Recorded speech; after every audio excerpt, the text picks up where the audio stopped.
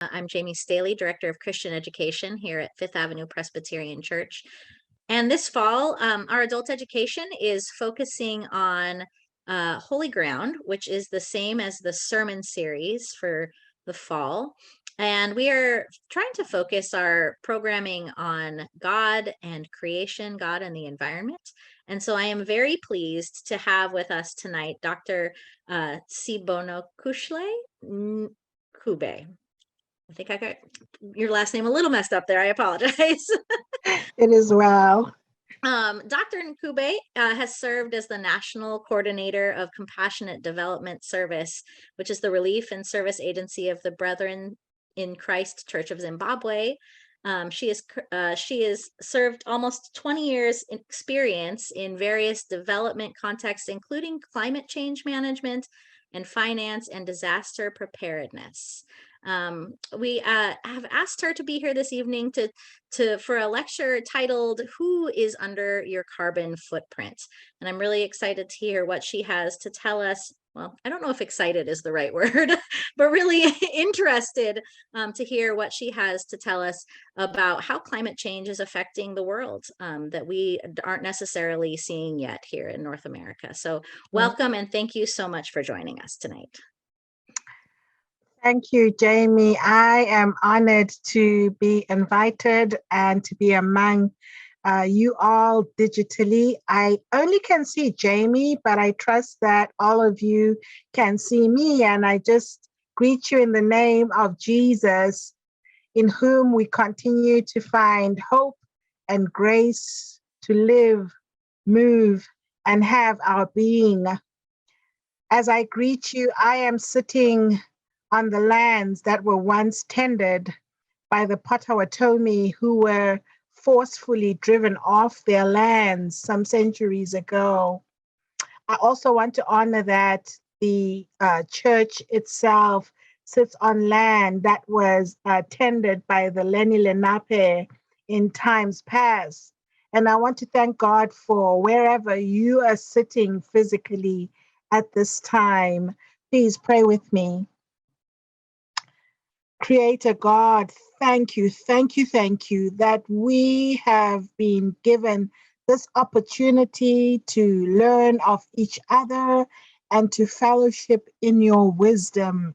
Spirit of the living God, nothing is too hard for you. You know the mind of God, and you have made us one in spirit and made us family before God. And so we gather and invite you to be present amongst us and giving us access to godly wisdom, that we in our generation may fulfill those things that are on the heart of God. So blessed be your name, you who was and is to come, time without end. In Jesus' name we have prayed. Amen. I think let us jump into the presentation tonight.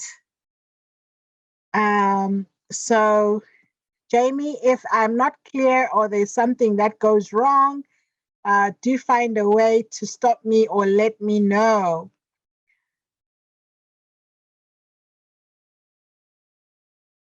Will do. Thank you.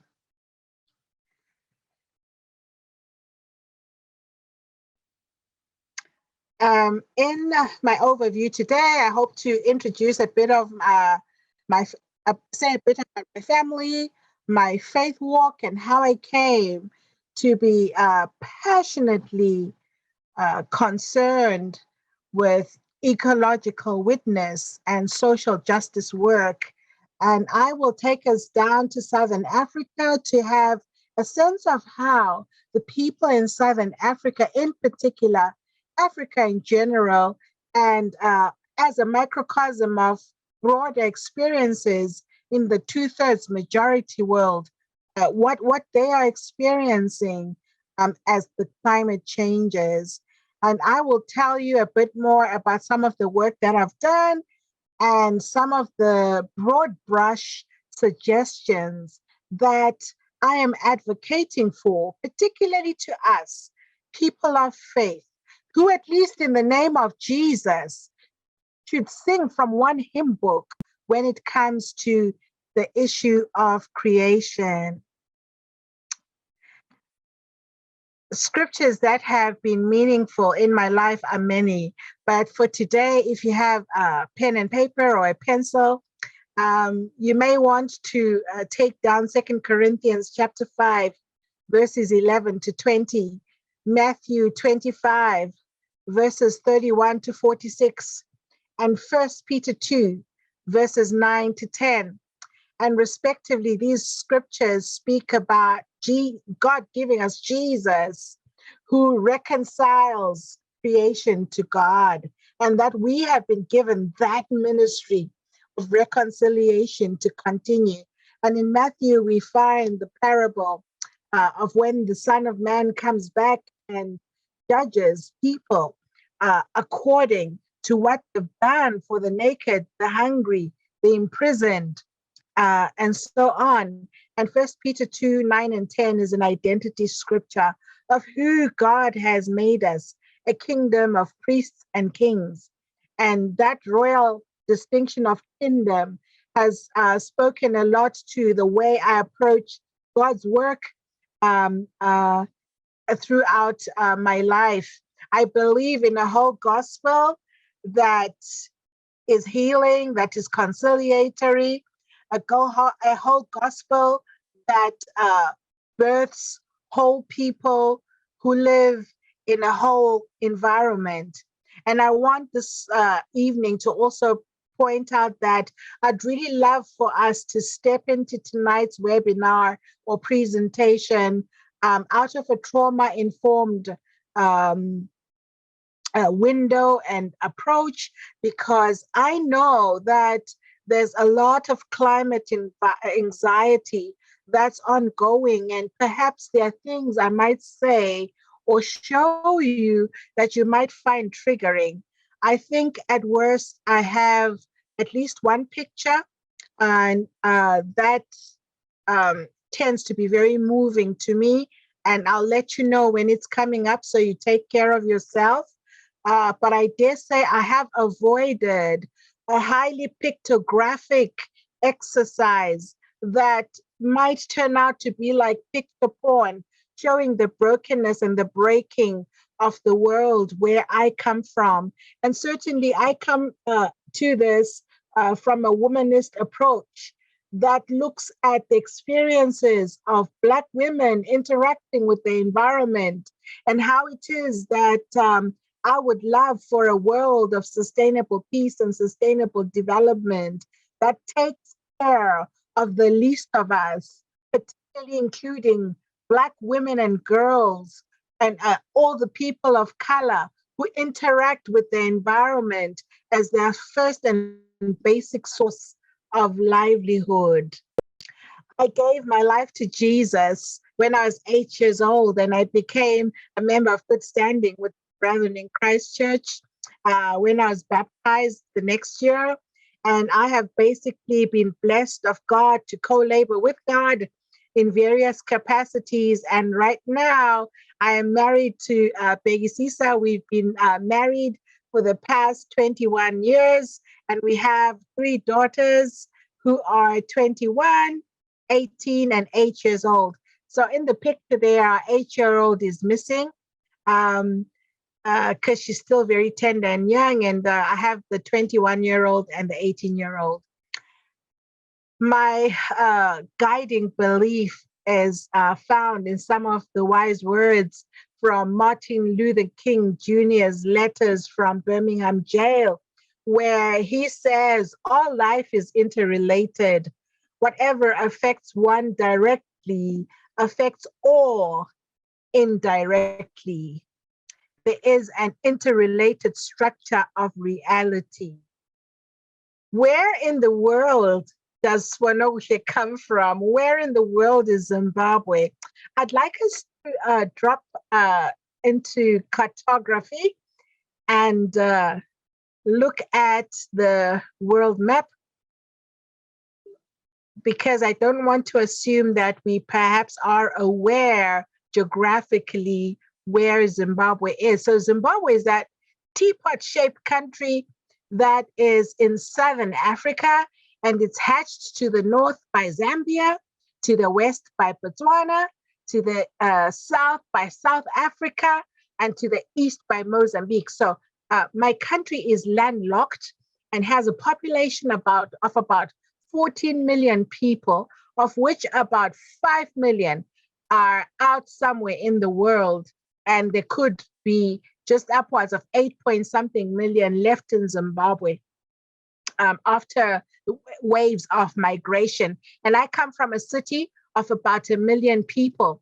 And so Zimbabwe, maybe the US is like 25 times the size of Zimbabwe. And I come from a country that has been characterized by having intergenerational trauma.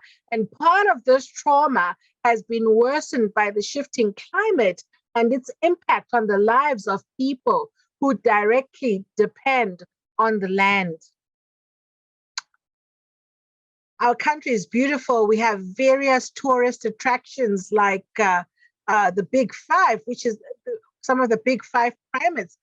These include the buffalo, the elephant, and all the animals that you see there. That's a black rhino in the bottom right corner. And we also have Mosiatunya, which is the Victoria Falls. That is one of the natural wonders of the world. We have been facing for over 30 years informalization of the economy as agriculture and industry have been failing. People have turned to being self-employed and beginning to sell their wares on the streets, as you can see there. Our major industry is agriculture and mostly subsistence agriculture. Of those who participate in agriculture, we have 70% of our population directly dependent on agriculture. And of that 70%, 70% are women. So the producers of our food are mostly women. And what does the ecological climate of problem of the shifting climate look like? We have experienced like a dramatic shift in our growing season. Usually in the past, like 40 years ago, it would start to rain now in the month of September, and people would begin to plant in the early weeks of the month of October, like this week, so that all seed is basically in the ground by the 25th of November, because particularly for corn, corn experiences 125 kilograms loss per metric ton per day once one plants after the 25th of November. And corn is really a staple in our country. And so it's been a problem to have the season shift forward by 2 months, meaning that September goes, October goes, and already there are a few days to plant before the 25th of November. And what we've seen is that it actually begins to rain, if at all it rains, in December. And so there's been a frequency of droughts. In the past, droughts would be like 10 years apart. And in time, they began to be 5 years apart. And suddenly they started coming like labor pains, being back to back. Last year, I understand the season was fairly good, but before that, we had a back-to-back drought for about 4 years. And what happens is when it rains, that destructive storms that are intermittently broken by heat waves, and this all happens against low adaptive capacity and generally weakened resilience. And this agricultural vulnerability that then arises typifies water insecurity and at times rise of communicable diseases like cholera and typhoid. And there's also food insecurity, meaning people cannot just access basic foods that are part of our diet. And I'll show you some of the basic foods that households in Zimbabwe love to eat. And food it has generally begun to be of poor quality, and the food systems have been unstable. And the low food diversity that has been typical in the past generation have caused stunted growth in children and malnourishment of pregnant and nursing mothers, and many stress-related diseases. Unfortunately, climate change has been exacerbating the impact of other problems. Because of the shifting climate, there's also been death of commercial agriculture. Lots of suffering for those who do subsistence agriculture, which is just about 70% of the population. And then there's been a domino effect on industries. And where I come from, which is called the western region of the country, the soils have begun to be so poor and they currently need healing. Weakened industry has also pointed to deindustrialization. Zimbabwe was a strong industrial hub in the southern region, but that is all a story with old infrastructure that we now tell to our children. Shockingly, unemployment is over 90%, with 9 out of 10 potentially working age people out of jobs or unable to secure employment, so leading to informalization of the economy, where everybody tries to sell something and many people have turned into petty traders. And what we know about informalization of economies is that it gets hard to tax people who are petty traders and vendors. There is practically no contribution to the fiscus that takes care of common public goods like the roads, like street lighting, and so on. And so that disconnect with the government's revenue system has made things all the worse, particularly in urban Zimbabwe. Now, climate change has come with mass migration and the missing middle. And also because Zimbabwe is landlocked, as I showed you at the beginning, there are high regional tensions. South Africa has, which is south of Zimbabwe, has historically had a large economy. But right now, their economy is also suffering, and the first people to bear the brunt, particularly of Black on Black violence, are the Black people who come out of Zimbabwe. Now, the shifting climate has also made the intergenerational effects of HIV and AIDS worse. Why? Because it's this migrating missing middle that has over the years been affected by HIV and AIDS, because that is the group that is also sexually active. And so this missing middle has meant that very young children and the elderly do not have enough labor to work the land. And this has all been happening amidst a mix of weak social safety nets. A big problem that has also made the impact of the shifting climate all the more worse is the broken infrastructure and the ongoing vandalism as people begin to break off infrastructure to sell or create goods that they can sell amid the entire brokenness of many value chains in the country. The system imbalances, the ecosystem imbalances experienced in Zimbabwe, for instance, have meant that foods that come with the beauty of the season are now inaccessible.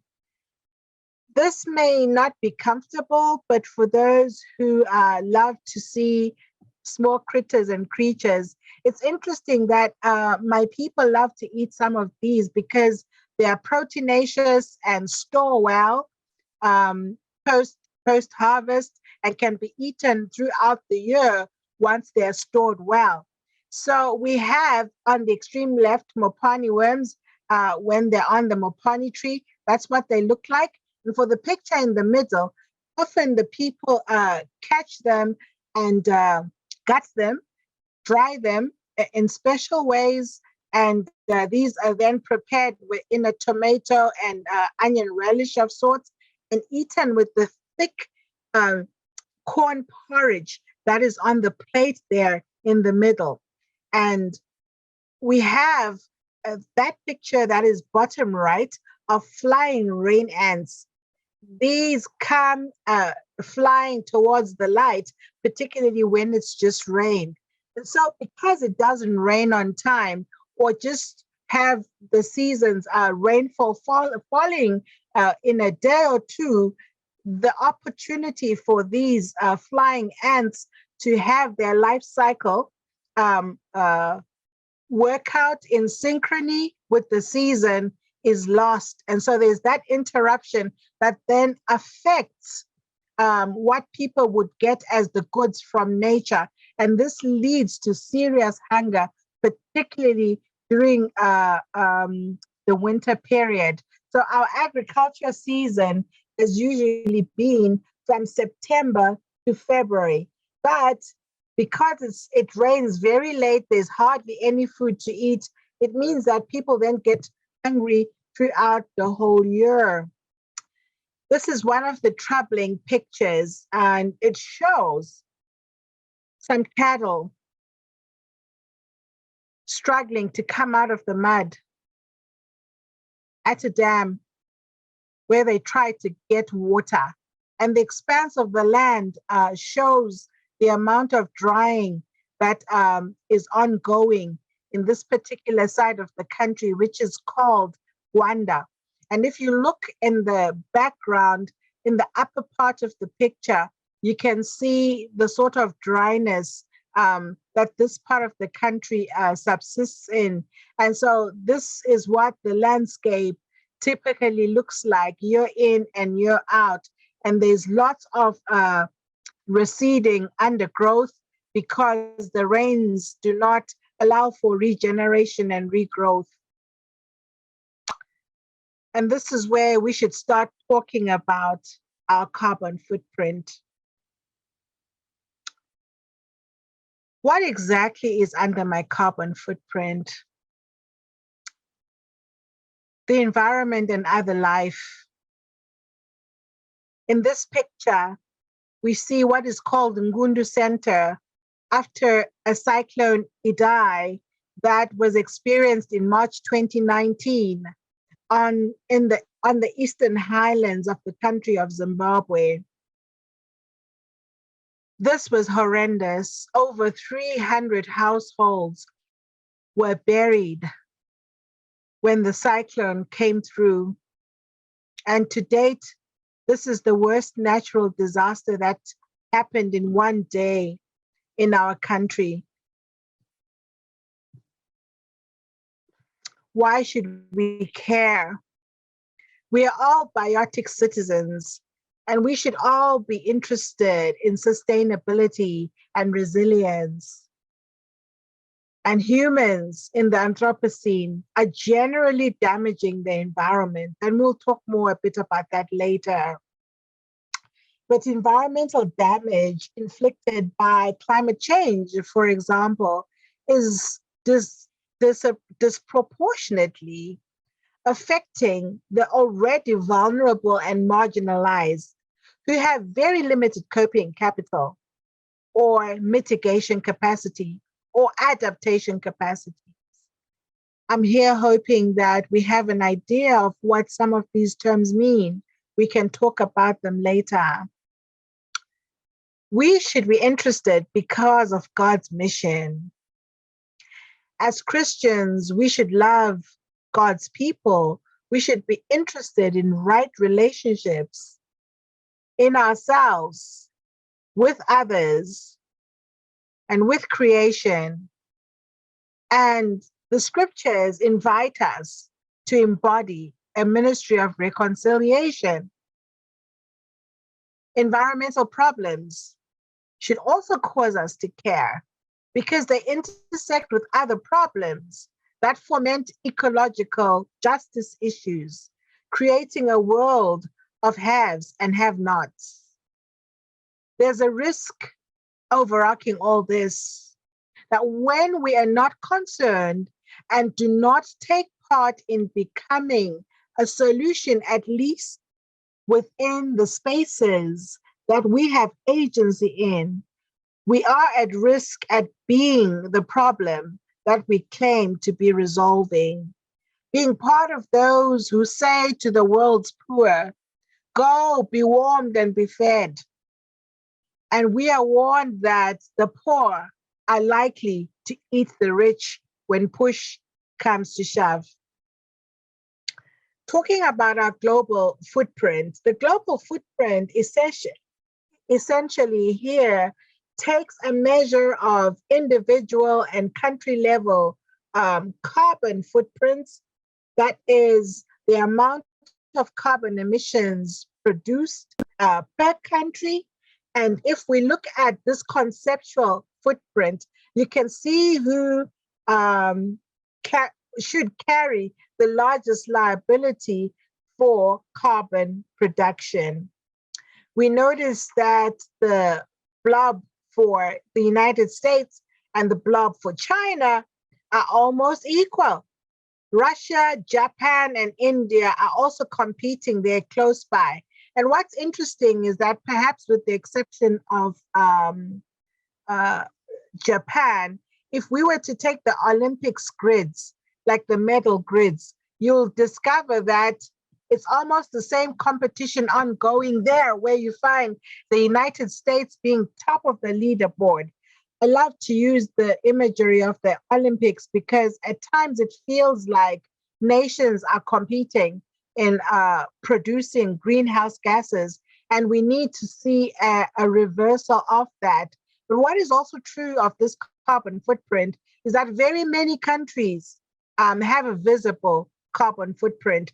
And conceptually, this footprint has tried to put proportional dots so we get an appreciation of who is producing how much relative to other nations. I think it's important then that if all nations are producing carbon, though others disproportionately and obscenely more than others, that we as a generation must be concerned by the way in which we are affecting or are part of the drivers of the shifting climate. And I come from a school of thought that says everybody needs to do something, whether according to binary categorizations, people are under the nations that are perpetrators or are part of those that are victims. I feel that intergenerationally and cross-generationally, and as a generation alive today, we should begin to do some important things to change our ways, particularly changing our way of growth via fossil fuel development. I think this is our local chance, locally and globally. The indications have become very clear that there is trouble in the house. And this is our chance, particularly for us who are Christians, to recalibrate, to reliturgize our discipleship, begin to look at creation in new ways, and bring this into the ways in which we are socialized and the ways in which we come to worship, moving away from the liturgy of the mall, of wanting to go to the mall to worship me, myself, and I, going, singing from the hymn book of advertisements and what algorithms throw at us, to change our discipleship within the Anthropocene. Let's sit with that. I think the global North and South need to do a dance that recognizes that we are one earth. What the global North does hits the global South, the conceptual global South, in serious ways. And we as the church need to be part of the voices and the embodied discipleship that calls and participates in redemptive, regenerative exercises, being part of communities of practice that heal relationships, that heal land. We need to reconfigure what we have been learning from the historic peace churches that have tended to base their worship and their practice of discipleship from God's shalom. We need an identity that deepens ecological awareness of slow violence. And this is the type of violence inflicted by the shifting climate, for example. We need reflexive liturgies that come out of a practical theology, that come out of an ethics and spirituality that puts the link and links creation care with the beauty of the world and the healing of the world, showing how interconnected we are, honestly naming, giving space for lament, giving space for gratitude, giving space for faith that we too can co-labor with God even in this situation and act responsibly. I think this also talks to our missiology. We need to think about our missiology. I don't know, I didn't get a good chance to find out if any of us on the webinar or perhaps the Fifth Avenue Presbyterian Church itself participates in outreach, where I am asking us to promote a whole gospel that is reflexive and looks at knowledge, attitudes, and practices. Are we healers or are we part of the problem where we gospel? I sense that our leaders, our religious leaders, our ministers need to mobilize for a whole gospel, a gospel that is aware and cares for God's creation. We need to mobilize from the pulpit, mobilize from the pew, and have a shared vision where we are of low-hanging fruit. I think there's some good things I discovered when I came stateside 3 years ago for seminary, that there are vibrant programs, perhaps on the low-hanging fruit side of reducing, reusing, recycling, and so on. We need to do more of that. We need everybody to come and sing from the same hymn book on that note. We all need to have a vision of what it is that amounts to high impact action that draws from the small inputs that individuals and communities can contribute to. We need a generational and intergenerational consensus to decommission the emissions Olympics. We need to arrest slow violence. And we need to transition urgently away from this carbon-driven neoliberal capitalist economy to something more sacred, sacred forms of production, consumption, and disposal. We need to transition justly. We need to take care of those people already involved, say in the fossil fuel industry, and humanize them and give them an opportunity to connect to more virtuous ways of getting incomes. But as we transition justly, I think we need to see more support going towards mitigation, which is more of reducing the scale of the problem, adaptation for those farmers and communities that depend directly on the land, and of course, innovation. Call our young people to thinking outside the box as we look at ways of reducing the costs, say, of clean technology and reimagining employment, and of course, the big question of what it is that makes for sacred economics.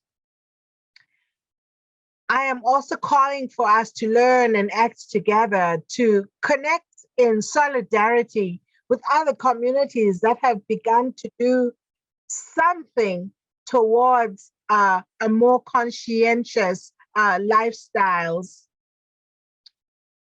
In terms of our dialogue, I think we need to look more into how we can create a non-binary dialogue.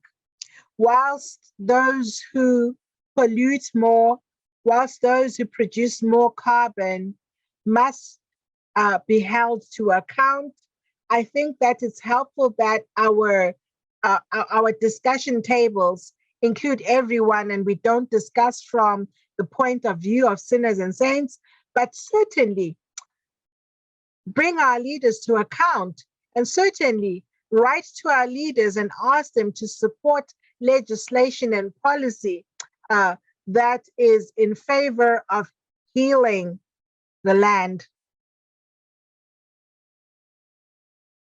It's important also at institutional level. I don't know what Fifth Avenue Presbyterian Church is up to in terms of your social programs, in terms of your work in the community, but it becomes important that issues of intersectionality, interculturality, contextuality, self-auditing at personal and institutional level are part of the ways in which we participate in God's kingdom. I want to end here for now because I think I have said a lot and I'd like to open space for discussion, and I'm open to your questions, and I'm happy to scroll backwards where anyone needs me to do this.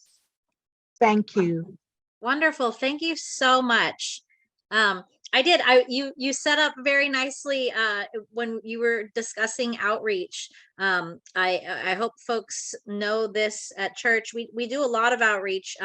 There is one in particular that's coming up that we are doing that is related to the sermon series, just as far as the environment goes. And while we're doing question and answer, I'm going to look up exactly what it's called so I can let folks know, but that's coming up next weekend on the 15th. That is a cleanup. So I think some of you probably already know about it, but I'll let you know. For question and answer time, there is the Q&A button down here at the bottom. If you would use that, folks, that would be great. And if you can't figure that out, go ahead and just put your questions in the chat as well. We'll give you a moment to write.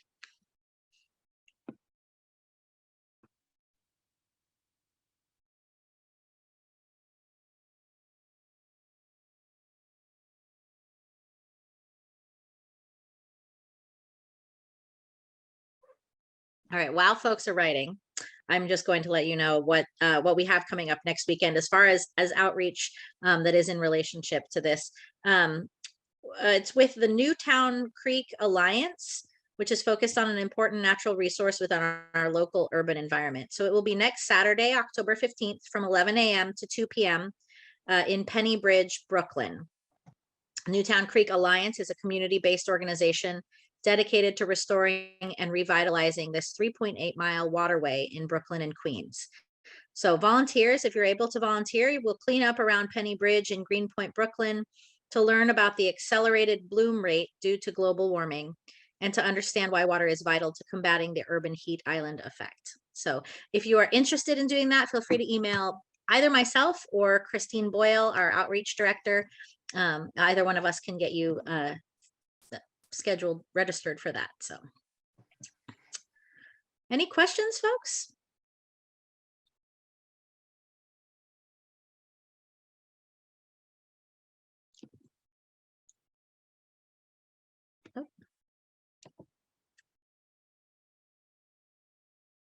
We have a question from Lillian that says, we do we do outreach as a group very often. What are your comments on individual outreach?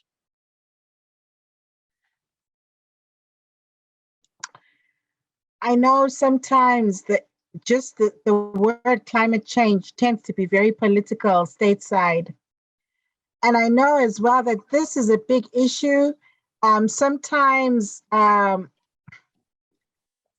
it can appear out of reach and overwhelming and intangible.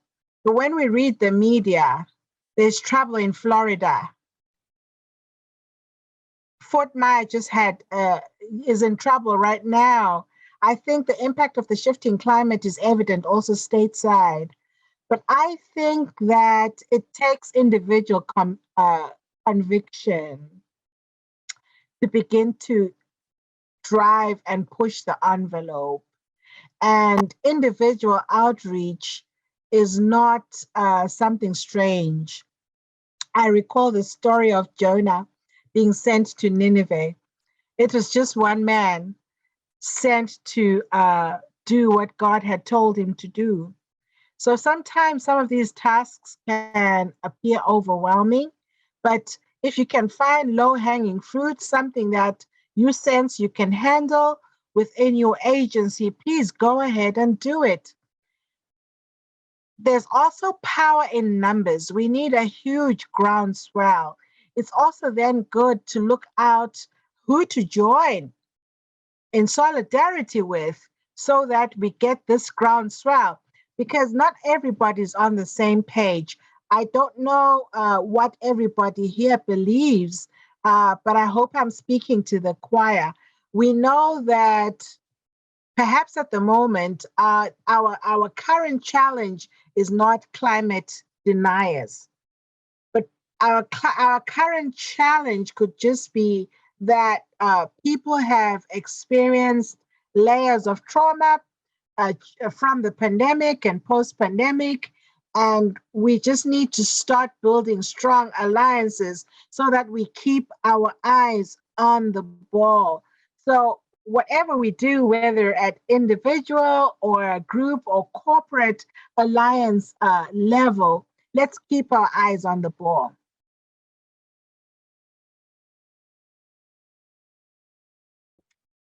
Thank you for that.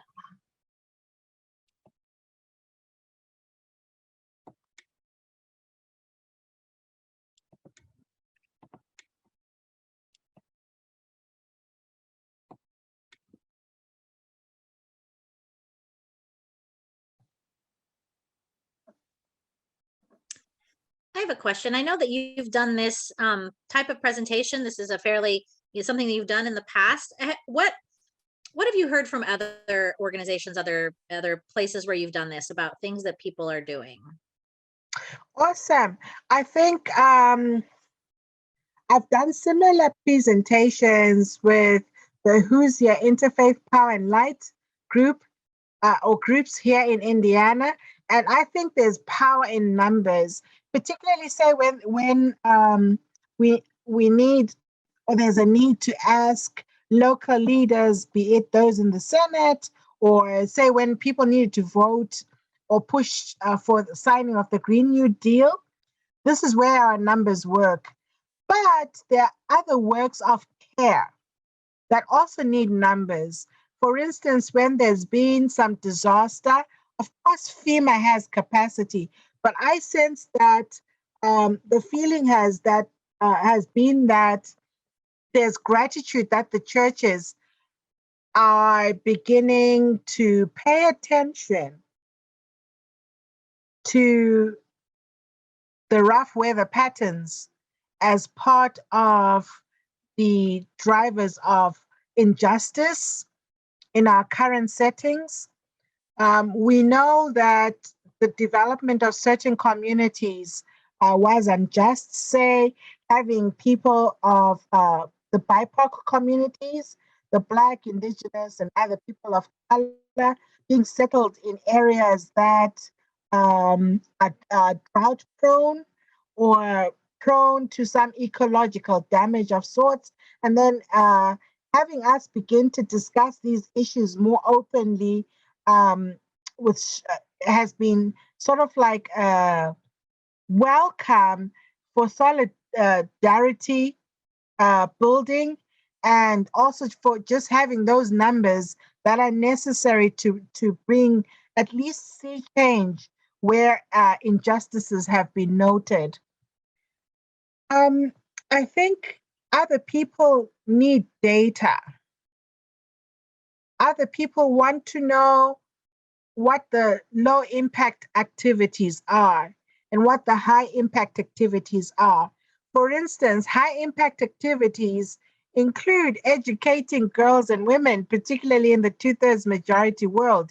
And so for some churches, it has meant that being intentional in their budgeting and partnership processes by linking with believers or communities in places where women and girls don't get good access to education. Other ways, other communities have wanted to know how they can reduce food waste, because that's another huge driver or emitter of carbon, food waste. To say how can they reduce food waste, or how can they grow gardens so that they eat what's grown locally and they buy locally, and totally avoid, say, single-use plastics that come with grocery shopping from the mall, and so on. So there's been a variety of responses, and I think I'm part of the Mennonite World Conference, and some creation care task forces have been created within our global commune, like have the churches develop a creation care, a champion who then rallies the congregation and works with the leadership to make sure that they connect people with knowledge, with action, and ongoing practices that will help the congregation know more and to do more. Because for me, from the time I was a young girl, I think some of this has resonated very well with me. I have sort of like gained this holy fervor to take action from when I was about 10 years old, when I began to notice that the people, my relatives in rural Zimbabwe, were always hungry. And then I soon learned that it was because the way the patterns were changing and it was obscene. And so I grew the desire to say, as a young woman, I want to grow up and be part of solution making. And so some churches have been excited to join young people into actions of hope, because I suppose it's the young people who bear part of the brunt as they think about their future. Some young people don't see any future, and so programs that specifically target young people have been one of the ways in which some congregations have sort of started into action because of the needs in their context.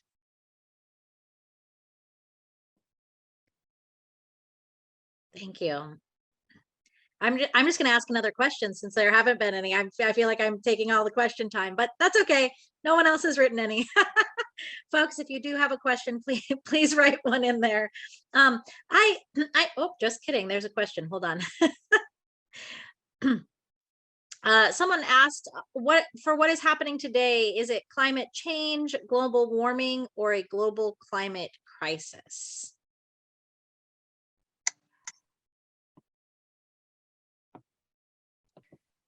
All of the above. I think it's all of the above. It's a global climate crisis, which is part of why I was motivating and continue to push for the entire world to be concerned with the shifting climate. For example, say my country can't think that in development terms, it is going to achieve a modernity status or a developed status by using fossil fuels. We need to also, though we contribute a minuscule amount of greenhouse gases into the environment, we need to be thinking and we need to plug into virtuous ways of production, consumption, and disposal. Similarly, the United States being amongst one of the biggest uh, producers of greenhouse gases per capita and also nationally, needs to be doing the same things. People need to be shifting from anything that's fossil fuel dependent to clean energies. And so things, fossil fuel dependence started in a certain generation. And I think we are that generation to rethink our production and our consumption, as it were. And so I think this is a global problem. The rising sea level, evident in Florida, shows that the United States is not spared. The difference, though, is the mitigatory capacity, is the response capacity. FEMA has the resources to dash out there and begin to help, say, even communities in New Orleans to reconstruct, to rebuild their local economy, to rebuild their settlements.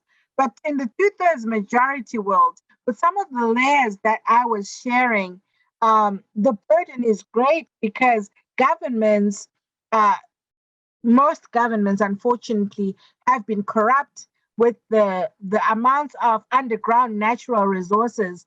Governments are still unable to beneficiate those and turn those into a revenue that then can also be converted into capacities for civil protection and providing social safety nets. So I think we're all in trouble. Everybody has homework. Thank you. I'm going to use this last question. I'm actually going to merge it with the one I was going to ask, and this will be, I think, probably our last question. I know that studies have shown that when we watch the news or when we read articles on things that are framed with crisis, we often just shut down. It's too much, and now we're not going to do anything because it seems like too crazy.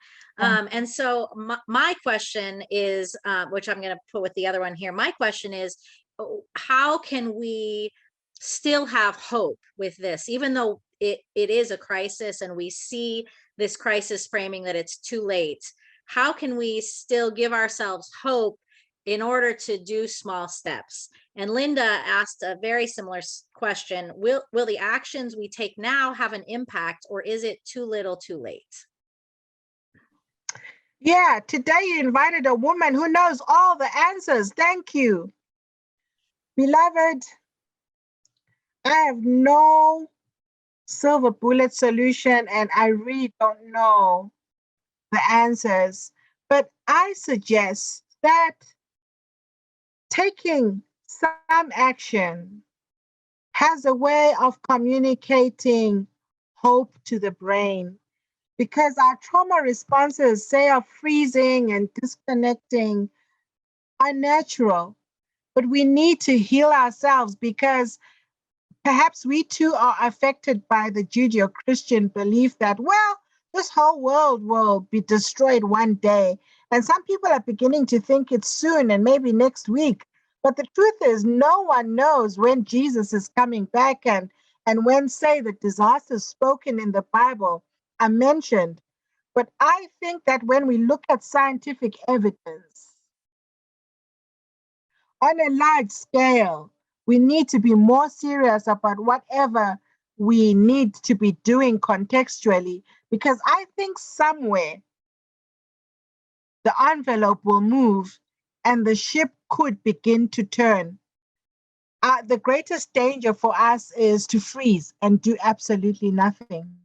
I think that would be unfair for those of you or us at this meeting who are already parents. It's unfair on posterity that we let freezing continue. that we let inaction and disconnection continue. Because I think in this instance, there's a way in which surely taking action plants the seeds of hope in the next generation that we could begin to heal our world. Action, participatory action, is part of what I am inviting, and I continue to invite everybody to say, start taking action, start taking action. And I'm also here speaking prophetically because, you see, I know it's hard to heal yourself, but when you participate with other people, relationship is established, and which is one of the ways from healing from trauma, and particularly the freezing instinct that sets in. So participation, active participation, and hope then begins to be revitalized in our hearts and beyond. Thank you. I think that's a great note to end it on. I think that's, been something that I've struggled with, all sorts of things that have that framing where it seems like it's too late. And so what do we do? So thank you for the sense of hope that our actions can matter.